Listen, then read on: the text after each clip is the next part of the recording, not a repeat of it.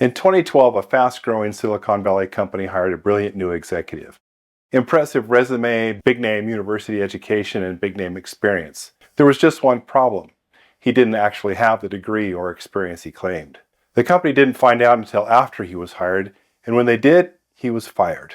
Publicly, immediately, and headlines everywhere. And he's not alone. From tech startups to Fortune 500s, resume exaggeration, sometimes stretching the truth, sometimes bulldozing straight through it, has quietly followed hiring managers for decades. In their outstanding book, 100 Things You Need to Know, Best People Practices for Managers in HR, authors Robert Etchinger, Michael Lombardo, and Dave Ulrich address this topic. These researchers ask hard questions, test them across organizations and industries and decades, and then tell us how confident they are of the answer. So today's question is, how often do external job applicants misrepresent their background, education, or job experience on resumes? A, less than 5% of the time. B, about 10% of the time. C, 25% of the time. D, about 1 out of 3 or 33% of the time. Or E, more than half or 50% of the time. The correct answer is D, about 1 out of 3 or 33% of the time. And how sure are the authors of this answer?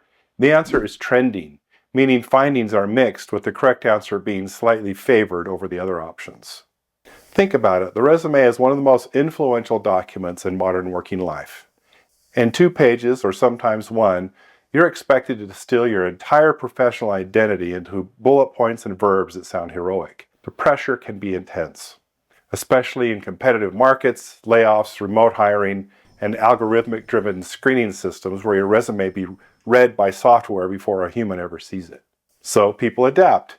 Sometimes that adaptation looks harmless, inflating job titles, rounding employment dates, rewording responsibilities to sound more expansive, and sometimes it crosses the line into outright fiction.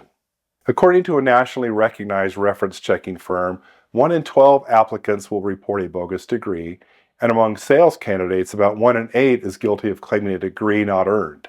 Depending on who's doing the checking, misrepresentation is anywhere from 20 to 64%.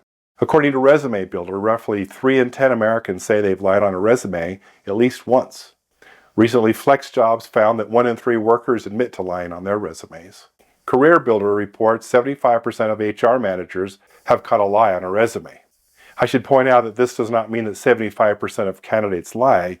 It means that most HR teams have encountered resume deception at some point. All in, it looks like about 1 in 3 candidates may report or exaggerate something about their background. Here are some examples of what recruiters see. The title upgrade. Someone worked as a coordinator, but their resume says manager. No direct reports, no budget authority, but the title just felt right. The degree, that's almost there. Candidates list bachelor's degree, but in reality, they completed some coursework but never graduated. The date stretch. A 6-month role becomes 18 months. A termination quietly disappears into a vague date range. In the Complete Reference Checking Handbook, Andler reports the following examples of misrepresentation.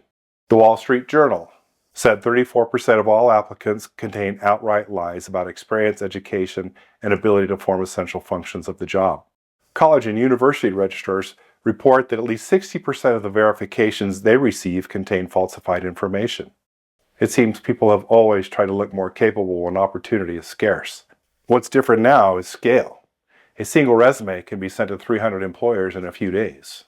So why are these findings important to leaders in HR? Integrity leaves fingerprints. If a candidate misrepresents information on a resume, it is a good indicator of future integrity concerns. The real cost of getting it wrong.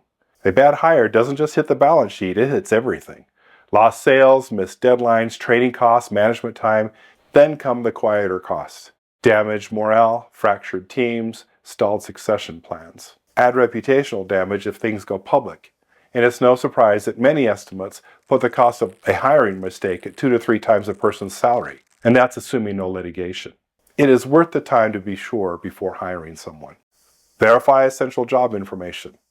Don't take it at face value. It's not hard to verify factual information like degrees or jobs held.